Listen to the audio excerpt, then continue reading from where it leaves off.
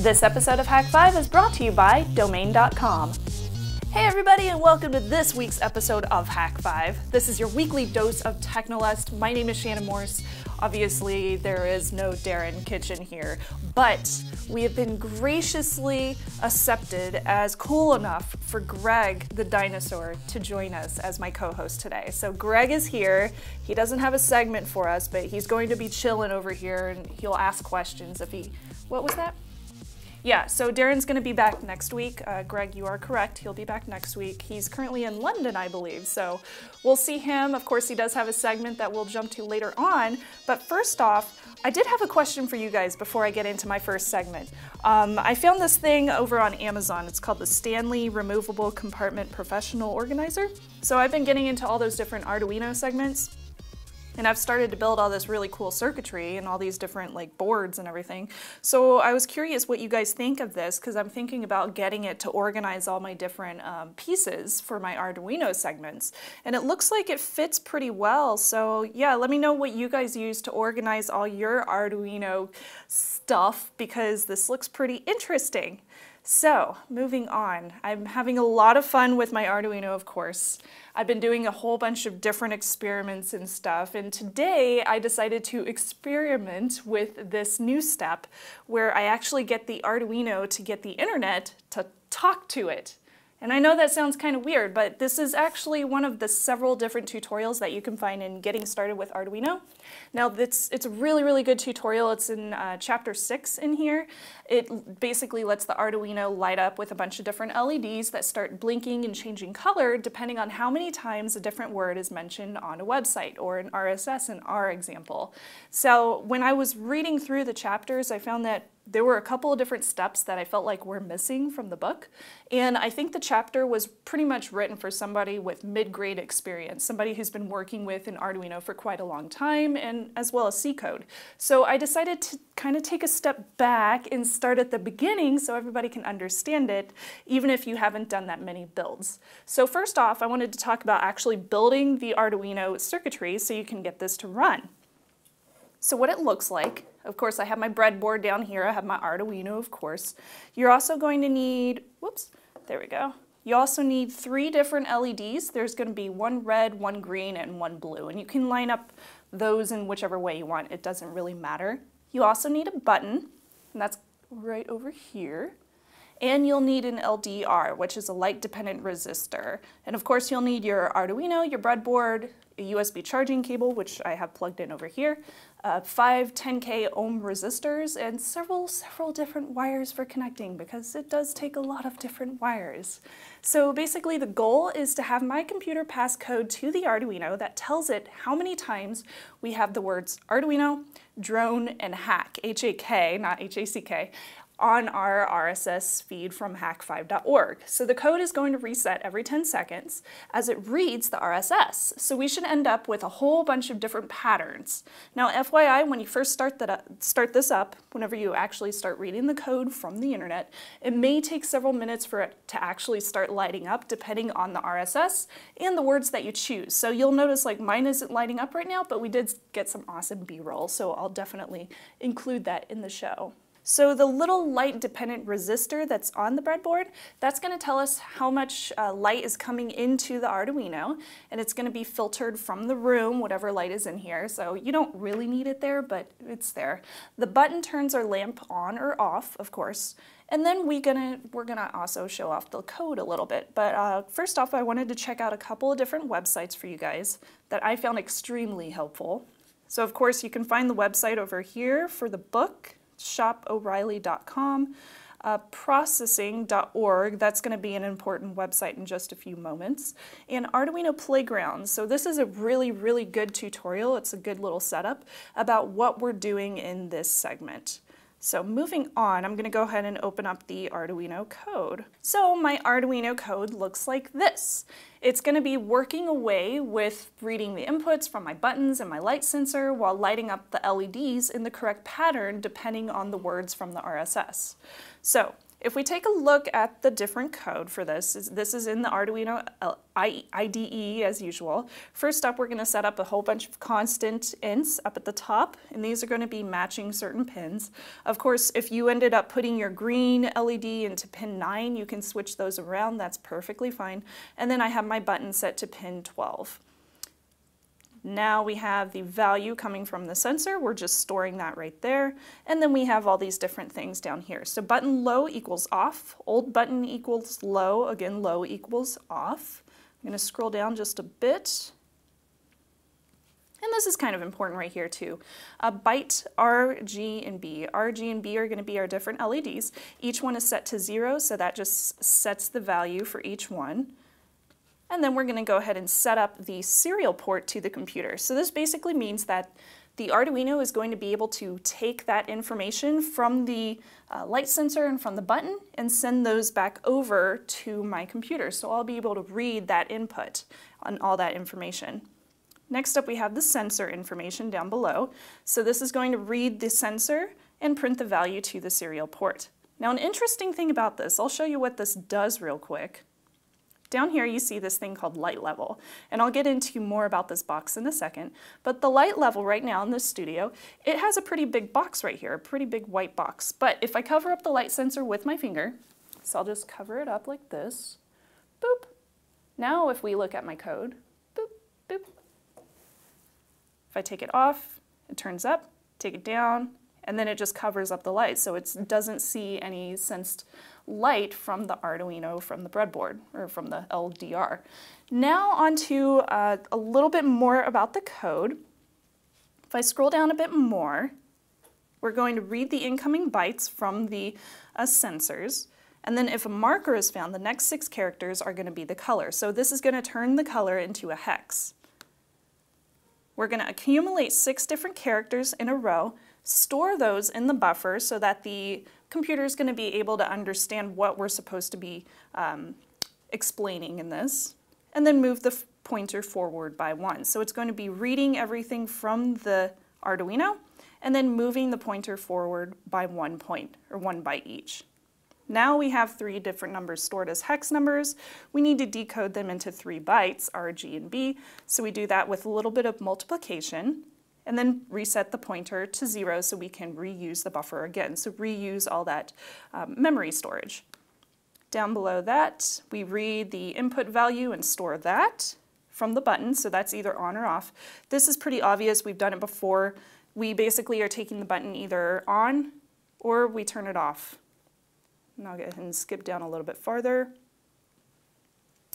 And then if the lamp is on, we can turn on the different colors sent by the computer from the code. So this is going to turn on the red, green, and blue LEDs depending on the words from the RSS.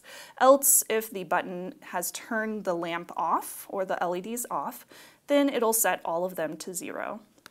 And down a little bit lower, we're going to wait 100 milliseconds between each send. So that's 10 seconds, I believe. And then convert 1 hex into a number each time we do this. And that's about it for the Arduino code. And I'll put that up in my GitHub as well. So now for the weird part that I'm going to take a little bit more time explaining. There's another development environment called processing, and this is also another programming language as well. So this is over at processing.org. What you're going to have to do is go over to download processing, and you can donate if you like. If not, you can just click no donation and click download, and this will bring you to either Windows, Linux, or Mac, depending on what kind of computer you have. After you've downloaded this, this is the IDE that you're going to use for a second bit of code. This code is going to be looking at the RSS, and this is going to be what's transferring the information over to the Arduino so it lights up all the different colors. So this is from the internet to the Arduino. So basically what we have to do, and a lot of this wasn't explained in the book, so I wanted to break it down a little bit. First off, up at the top, we have a bunch of different libraries that we have to include. First off, processing serial. This is going to be the information coming from the Arduino, so the input values coming from the Arduino serial. We also have these java.net, java.util, and java.io. So these enable my computer, my Windows 8 computer, to open up this little box and show me information basically in human language. Yay! So string feed equals, and then this is going to be your RSS feed or whatever website you choose to get information from. Down below that, we are going to retrieve every 1 minute, and last time is going to be the last time we fetched content. Our 3 words are found here, and this is just setting the values of those, as well as light equals 0. So this is the light measured by the light-dependent resistor. The info we want from the Arduino is going to be coming over serial, so we need to include this information. And then below there, we want to include accumulated characters from the Arduino. So this is what's going to turn the lights into something that matches up with the RSS. Below that is just a bunch of information to create this little box. So we have the type of font that's included in our box. So I just use this one that's included in processing, as well as the font size, fill, frame weight, and the size of the box. And then we scroll down a little bit more. This is serial.list, so more information for the serial connection. This connects to the Arduino, the new serial, this Arduino port, 9600 is the rate. And below there, we're going to start looking at the code information. So this comes in every 10 seconds, I believe, millisecond minus the last time that it came in, and it refreshes each time. And we're going to build a color based on the 3 different values that we're getting. So we're looking for Hak, Drone, and Arduino, and throughout all this information down here, all the different text information, we're going to be including that information to light up the different LEDs on the Arduino. We write the color string to the screen, sending in light level, those are the inputs, and then we fetch our data in milliseconds. And then down here, we're going to check if there is data waiting to be sent in the buffer. If so, we read 1 byte. If the byte is not a new line, so if it's not the end of a line, you just add it to the buffer. Once a new line is reached, we process the data, and we make sure there is enough data to actually process. So we make sure that there's a full word, like full Arduino, before we actually process that information. At the end of this, we chop off the last character if it's a carriage return, which is the end of a line of text, and then turn the buffer from a string into an integer number, so with that we take a word and turn it into numbers. Once we're done down here, we clean up the buffer, refresh, and clear any extra data waiting to be sent out. And then at the very bottom, we zero out the different counters for Hak, Drone, and Arduino every time we refresh. And we have the URL set down here. So this is what brings up the URL and prepares a connection for the URL and connects to the website. The data is read from the URL 1 line at a time, so hence all the character information. And each line is read from the feed. This string tokenizer, breaks down all the extra information that might be in the RSS. Then we have our chunk of data, which is made lowercase, so if Hak is capitalized, it's going to lowercase that. And then we count, so if it found Hak, if it's greater than 0, Drone greater than 0, or Arduino greater than 0, it gets incremented by 1 each time. Now at the bottom, we set 64 to be the max number of references that we care about for each word, so Hak, Drone, and Arduino has to be less than 64. And then we multiply by 4 so that the max is 255. Remember LEDs, 255 increments, which comes in handy when building a color made out of 4 different bytes. And then, of course, if there is an error for some reason printed out from the RSS, then it'll go ahead and stop the sketch completely and we'll be done. Yay! All right, so I know that's a lot of information, but once you have that ready and once you have your Arduino segment ready, you can go ahead and upload your script to the Arduino and you can hit run for the processing script. The processing one will open up the little box and the box will start refreshing the RSS every single time it wants to actually bring up some new information. So once it actually starts reading the RSS, it'll take a few minutes, but it'll start lighting up your different LEDs, which we have some B-roll of because it looks awesome. You know that it's working because your RX and TX lights on your little Arduino, those will start flashing. I'm not sure if you can see those. Yeah, there we go. So these 2 lights will start flashing, RX and TX, letting you know that you have a connection to the data running through there. So I also wanted to mention, for some reason in my case, when I did the processing segment, it didn't start counting how many times Hack, Drone, and Arduino were found on the RSS, but it did start lighting up my LEDs. I'm not sure why I wasn't receiving the count in my little Java applet down here. So if anybody out there is like a super genius with C code and can explain to me why that's not working, please do. feedback@hak5.org. I would love to figure out why that's not working when everything else seems to. So I hope this walkthrough was fulfilling and super fun. It took a whole bunch of what we've already learned and kind of incremented everything into one nice tidy little package. So it's super fun. I have a whole bunch of LED string lights on order for a segment I'm going to do next week, this waterfall type thing. So we'll see if that actually comes in time. I'm really hoping it does. Otherwise, I think that's about it. So yay, more building with LEDs and fun light sparkly things. Hope you liked it. Stay tuned. We got Darren coming right after the break. It doesn't matter whether you're from the Cretaceous age or the digital age, when that killer idea hits you, you need to snag a domain name and web hosting fast. And with Domain.com's quick domain discovery system and easy checkout process, you'll have your website up and running in no time. I like Domain.com because they're super affordable, they're reliable, and they're easy to use. Plus Domain.com's active social media presence at Domain.com on Twitter, and their great support make it a really fun place to do business. The guys over at Domain.com are huge fans of Hak5, and they want to hook you up, you personally. Use the coupon code Hak5 at checkout and get an extra 15% off. And when you think domain names, think Domain.com.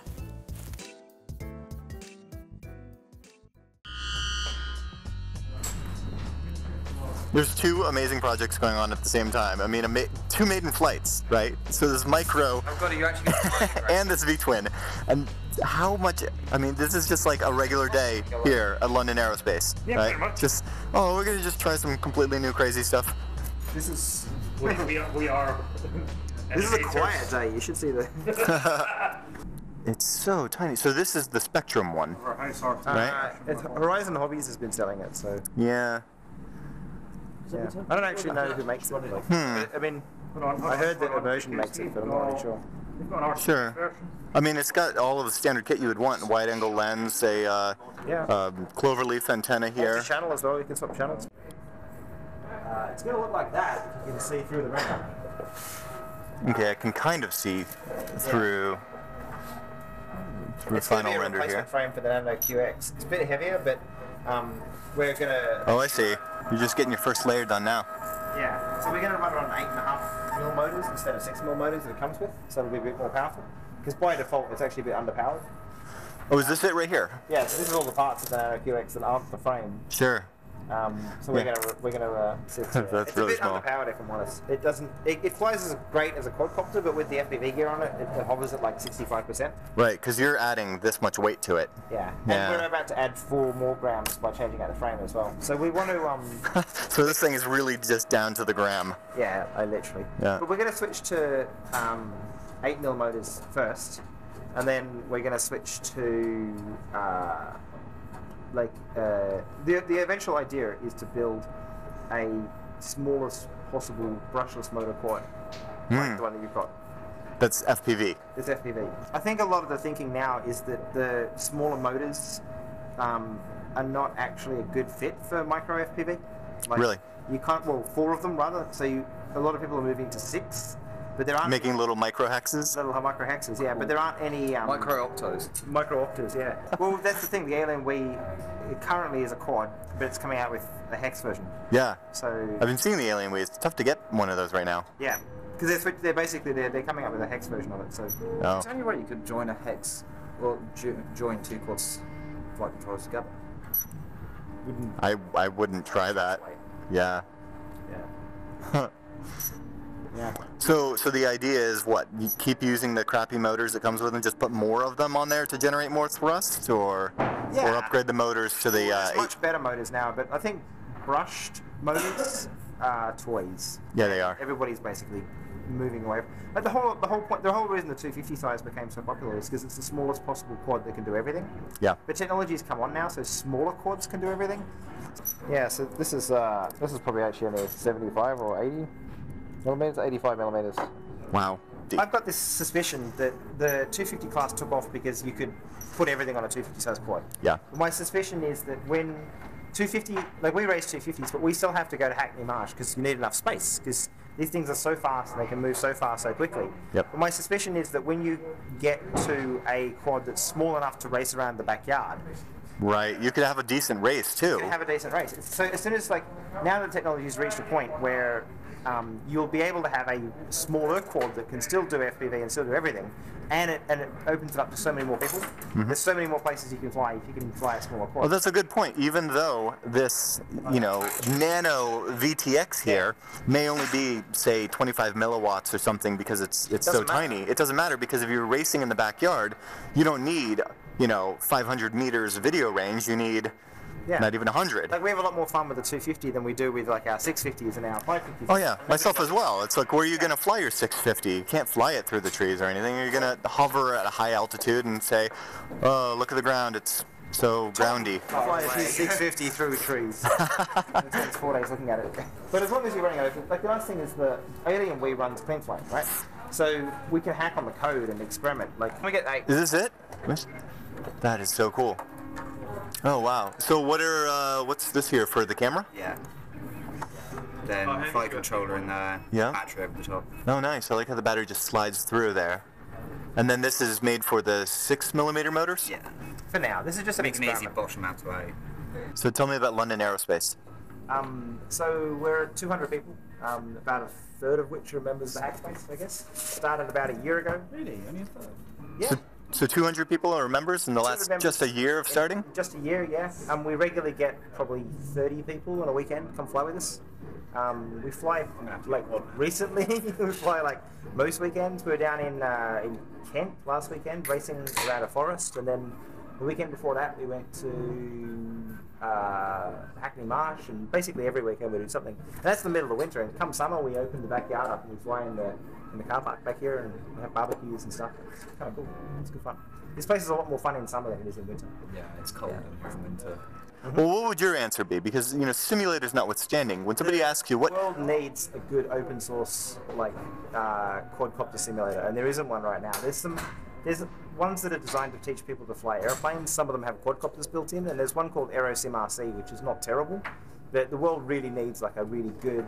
Like, they're all designed for, like, you can learn to fly a quadcopter the way people fly balloons, like video platforms that go up and they're super stable and they rotate and you adjust things and they're not the same kind of racing that we do. They're not designed to teach people to race, like, 250 size quads and through the fly trees and fly proximity and stuff and fly acro and acro plus. So this is an RSS-RC. Yeah, but you're saying this is just not with the times then? Yeah.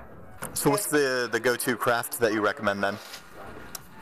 We tell people to start off with a micro, something about that size, and just, like, learn to fly around your house and get comfortable with, like, going forward and backward and flying tail in, and then you've got a choice. You can either like, if you have the brain plasticity to learn to fly, like, nose in and fly, like, actually fly, Yeah, where left becomes right and right becomes left because the craft is now pointing towards you. There's 2 ways you can learn to do that, and you can learn to fly nose in on a micro, but they're quite hard because you have a very short amount of time to react. Or you can learn to fly on something like RSS-RC, which is how I learned it. It took me 70-something hours to go from not being able to do it. And then RSS-RC has, like, training, so it's like go forward, go back, go left, go right, go forward, go back. And then it tells you, okay, rotate 90 degrees and go forward, backward, left, right. And, like, it's really hard. You're like, I'm going to go that way. Because now your brain has to think relative to the craft instead of absolute from your perspective. Yeah. But if you follow the tutorial, you're playing box patterns and then figure eights, and then eventually a point will come where your brain goes click.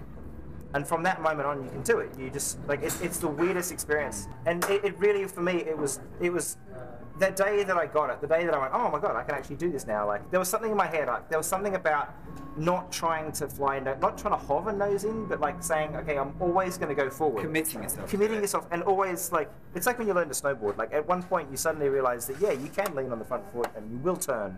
And there was something about, like, forcing myself to always keep going forward, because I did this in a simulator. And then I went from the simulator back to flying my 250 quad. and I could just do it. It was really weird. So it did pass over? Yeah, it did. But I'd already been flying FPV before that. So you can go from flying a small line of sight micro quad, and then if you want, if you're quite brave, you can go build yourself a 250 first-person view quad, and you can fly that FPV. But I don't, like, a lot of people say you shouldn't do that. A lot of people say you should learn to fly line of sight, nose in first, because you never know when you're going to want to, you know, pick your quad up and fly it back, or you should be able to handle a quad line of sight before you fly at FPV. Especially if like your goggles go out, if you lose video signal, and you've got the craft now facing towards you. Yeah. Yeah. And there's something you like. I had never actually seen my quad fly, like really fly, except hover, because I couldn't find anybody. Like at the time when I founded the club, there was no one else who had a quadcopter here, and we didn't. I didn't have anybody else who could fly my quad for me, so I could see it being flown. So I didn't really have a good sense of how it flew. Now, I would thoroughly recommend people learn to fly either a small, like you know, about that size quad, something that you can not break too easily, or get a simulator and learn to fly a nose in on a simulator before they go and build a 250. But most people have ignored that advice, and it's turned out fine for them. So, what's your favorite micro? Like micro? Like, yeah, I mean they're all proprietary, you know, but they're all toys. Yeah, so the Alien Wii that runs CleanFlight is a 32-bit processor on a tiny little like brushed motor size. This is a brushed motor, right? So you don't need an electronic speed controller for one of these. You just basically dump DC voltage and it spins the props, right? Right. It's only you know, positive, negative on that lead anyway. Yeah. So the two kinds of quads, brushed motor quads like this, like the Hubsans and the Blade Nano QX, and then you go up to the slightly larger size, which are brushless. I'm not a huge fan of the brushed motor quads, although if you do want to learn on one, the Blade Nano QX is a really good little brushed motor quad. This was a Blade Nano QX. And now Chris and I are upgrading it. The print just finished. Well, it stopped early, so it's more like this. Okay. So we're gonna start modifying the frames. This will probably be a bit too heavy to fly, but it's just to make it a bit stronger. A bit too tight. We can drill it out. I've got an 8mm drill bit that I've been using in my my rock polisher. Yeah. There we go. Finish the wiring then. Hey. BDB and everything. Oh wow, this is gorgeous. Doesn't fly. It will fly. Yeah? Oh, It might fly. this is. If it doesn't fly, I just put the CC3D on it and it'll fly. Is that how it works? You just use a CC3D and everything and just becomes magic? The thing is, the CC3D is running CleanFlight. It's still too tight. That's good. Perfect. And I have a custom mixer that works for CleanFlight. But I tried transferring that to Tower Labs, which is what the Brain FPV uses, and it didn't go so well. So I need to. Yeah, because this being a V-twin, you've got some different characteristics of flight, so you need to actually change. Because you're not using torque differential to steer for the yaw. Oh, good call. You're literally using directional thrust. So you need to. Oh, weird. Okay. So normally with a quadcopter, if these were not a V, to rotate, you would just use the differential thrust between the motors. So right, because these are clockwise and those are counterclockwise. Yeah, so if you wanted to turn right, you'd spin these up more, and it would cause it to turn that way. And vice versa. If you want to turn left or stand the quad, you spin these up more. That's the same principle that makes a helicopter spin as it spirals out of control in the action hero movies when they get hit by the missile. Yeah, and they lose their tail, because what the tail does is it stops the counter rotation. Yeah, so how does this actually turn then? It spins up one of the rear motors and it pushes it. And that just pushes it. Yeah, 6.5. And because it's not constantly. It's a lot more efficient because of that, because you're actually using directional thrust. But the fact that you're not falling on your own wash all the time, and the props means that you're going to get much smoother flight. This is just sickest build. I love this. What's the frame? Armatan Mini CF, I'll link you if you want. And this board is the Brain? That's the Brain FPV. Brain FPV, with the OSD built in. Yeah. That's really cool. This is the future of like building quads, is to like have these stackable layers. Right, and so everything becomes 36mm. Yeah. Yeah, it's just become the de facto standard. Yeah. That's pretty cool. What are these? Are these foldable? Yeah. Oh, okay. But what about these? So what I just do is I just undo one screw and they fold forward. Come on, bind! It's not going to fly anyway. Yeah, it's not going to fly. If it does break, I'll just print another one. That's the whole concept. Yeah. Where did it go then? I got tiny ones. Give me I've got tiny little soft thingies somewhere. Get two of them. Never Oh wait, no, the weight. This one's too hot. This one's too cold. This one is not just right. Does it matter that your flight controller is tilted to the right just a bit? Yeah. Oh, sorry.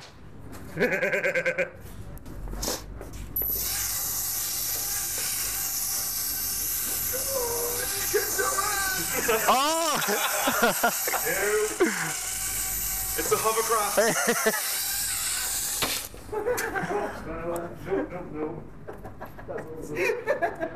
It technically flew. It was off the ground. It's hitting that perfect area where it's what is it? It's half the height above the length of the blade. Where it's what is that place called? Ground effect. The ground effect. Yeah, so it's a ground effect vehicle. Ground effect vehicle. Yeah. So you're gonna FPV it? Yeah, totally. Okay. That's just gonna fall. Does that? So much fun. Does that have DVR on it? It's cleaning the floor well. Oh. I think it needs a bit more work time. Needs a bit more power. Oh, wait. Let's wait.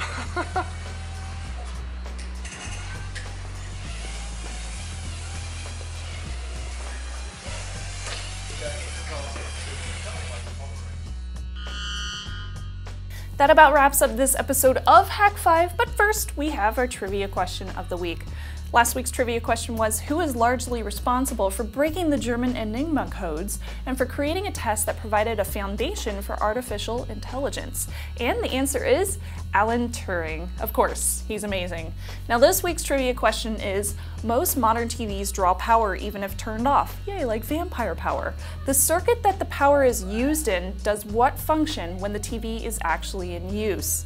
You can answer that at hak5.org/trivia for your chance to win some awesome Hak5 goodies. And of course, if you feel like supporting Hak5, go over to hakshop.com. That's where you can find all the cool things that we sell over in the warehouse. And also feedback at hak5.org if you have any questions, comments, or you just want to tell us what awesome thing you've been working on lately. You can also send us pictures of your own dinosaurs to make Greg jealous. I'm sorry, Greg. Darren will be back next week, of course, and hak5.org/follow so you can follow everything he's been doing over in Europe, and you can follow all the boring things I do while I'm over here. I think that's about it. I'm Shannon Morse. That's Greg. Darren Kitchens over in Europe. We'll see you next week. Trust your technolust.